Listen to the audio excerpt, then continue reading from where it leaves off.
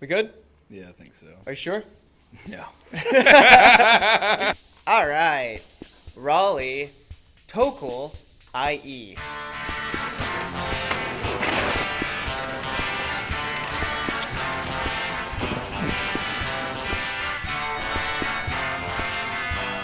I want to get the light, the background, coming through the forest, and then you go right past it, right past me.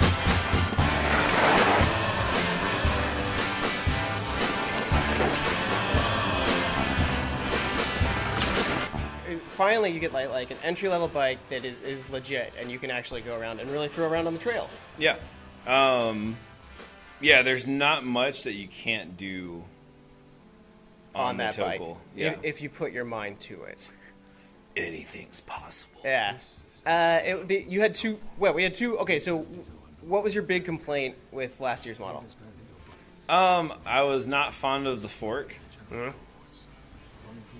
XCRs Yeah, and the brakes and the brakes. were kind of my two sticking points. Whenever we took it on the trail and like we were around serious mountain bikers, if they saw the TPR brakes, they'd be like, "I wouldn't get on that thing." So, I mean, we never had. I mean, they're fine, but they really. Yeah, it was just the modulation of the brakes. Yeah.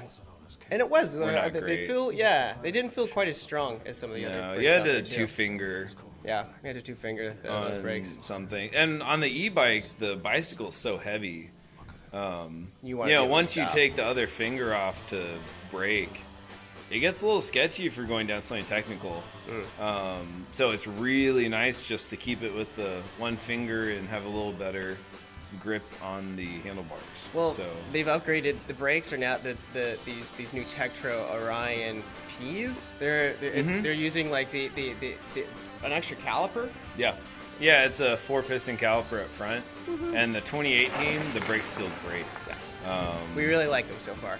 Yeah, I've been railing on the brakes, and I've experienced no brake fade.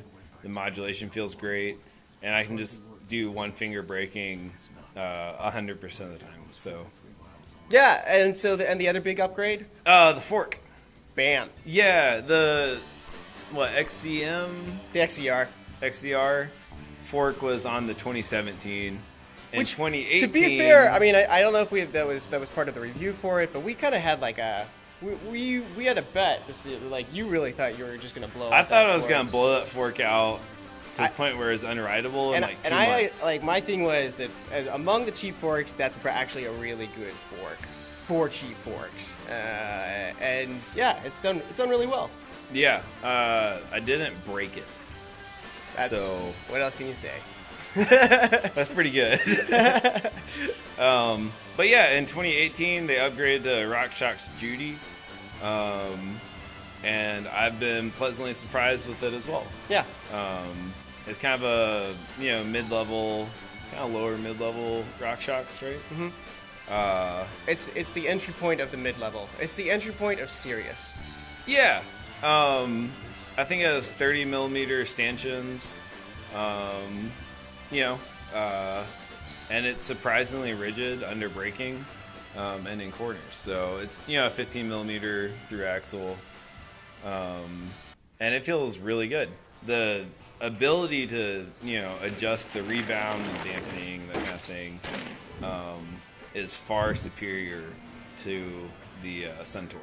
So I think it's also, I mean, I'll have to take a better look at some of the other stuff out there, but among everything else at this price point, this is probably the best fork.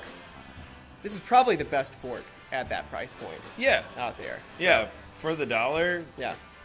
I mean, they still like they're still saving money in the drivetrain, Dior, which is Awesome. great. I mean, like, I love Dior. Dior is really good. Dior's solid. Yeah.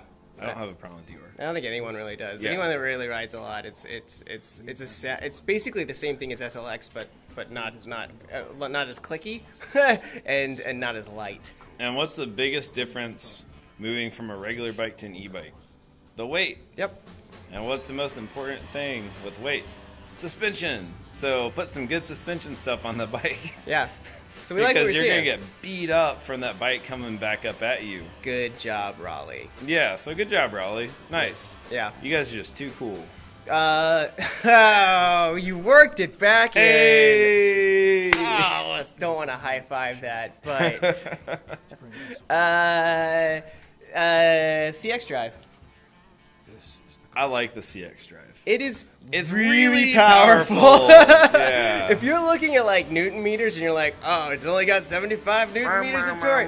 Yeah, just don't ever, again, we've said it before, we'll say it again. Numbers mean nothing. It is crazy, Yeah. crazy powerful. I would say that almost, like, I wish that the first level was actually had a little bit less power. Yeah, even the first level is a little much for me. Especially on like stuff that, you know, if it's big elevation changes and everything's steep and whatever, that first power level feels fine. There's really, like, there's not a lot that you can't take on just in the first level. No, but if the trail's pretty flat, or if you're riding just like on the pavement or something, the first level feels a little much. Yeah. I would like a little bit less personally. But this does have the E mountain bike mode in level 3 that they've replaced with the old sport mode. Which a lot of people like. I mean, I like it. It gives you all the power when you apply it of the higher levels, but it's basically when you do need to take it a little bit easier, it really does power down. It just gives you more control than the top levels. Yeah, like if you wanted to ride in one of the higher power levels, but we're having trouble with it being like glitchy and jumpy around like tight corners and stuff, it'd be a really good option. Yeah. Because it gives you the ability to, you know, go slowly around like tight turns and whatnot and tight trees.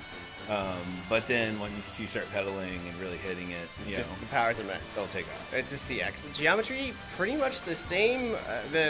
Maybe it's the fork. It's a little bit more cross country than last year's. You think so? I think so. I had them standing up next to each other, and you can see the suspension's taking the front down just a little bit. Which, Interesting. yeah, I mean, it's basically the same. Big old tires, Yeah, I'm a big fan of those plus tires, man. 27.5 plus. Probably, I mean, like that's unless they would go back to a 26-inch, which would be divine, but no one's gonna do that. I'm a 26 diehard. I mean, it's still the best tire I think size. it's fun. Forever. But this is as close as we get. So. I would, honestly, with the e-bikes, I would definitely take a 27.5 Yeah. I over mean, 26, just because, like, the bikes are so heavy. Like, any e-bike that's not going to, like, break on the trails is going to be heavy. I think you're crazy. And Please, somebody make a 26-inch mountain bike. That would Well, just I be mean, awesome. it's true that the attack angle is not nearly as severe, you know, on the 27.5 plus. They're just... So, it's going to be a little smoother, and that really counts when you're dealing with a heavy bike. Because the bike's inertia just wants to throw the bike up at you anytime you hit a bump. So having the plus-size tires and the 27.5 make a really big difference, being able to run a little lower PSI. well, you really like the rims on this one, too, right? Yeah, the rims are nice and wide, which if you look at different plus-size e-bikes, it's not always the case. A lot of people skimp out and get a narrower rim, which changes the profile of the tire. So by going wide, you're getting your sidewalls a little more vertical, and you can run a little lower PSI in the tire. Yeah. And also, like, the smaller rim with a big tire, it's possible for the tire, it's easier for the tire to roll around the rim. Whereas when the rim's the correct width, you don't have that issue. Yeah. So, which with the e-bikes being heavier, you know, you can really tell a big difference with that. So, It's I like the through axles too. I mean everything about it. It just feels like they've made this awesome. It's an entry level bike. It's good for anyone that hasn't been mountain biking that wants to learn. But it's also good for people that can really throw it around and bomb on it. yeah, if you like are really wanting to get into mountain biking, This is a good bike. this to is a start. great bike that can grow with you. So, and it's just bomb proof. You can just do what you want. I was just kind of seeing what the frame could take, and I was landing a little sideways off some jumps and stuff, and just hucking off things, not being friendly, sideways, not being friendly to the bike at all, and it took it like a champ. The rear end felt really rigid, which is a problem for a lot of e-bikes, just because the mid-drive motor setup makes it hard for the rear end to feel good torsionally. The rear wheel a lot of times tends to, ebb and flow back there. And railing around corners and everything, it just felt really planted and solid. Yeah. So it's awesome. Like, we liked last year's version, but this is definitely better. So good. Yeah. Yeah, I was expecting just to get basically the same bike as last year. Yeah. But the 2018 is so much fun. Yeah, they're making good little moves, Yeah. like it's just across the line. It's really, really cool. Check out, if you're in town, come by, test one out. Otherwise, check us out on electricbikespecialist.com and follow our YouTube page. All right. Peace. Cool. Nice.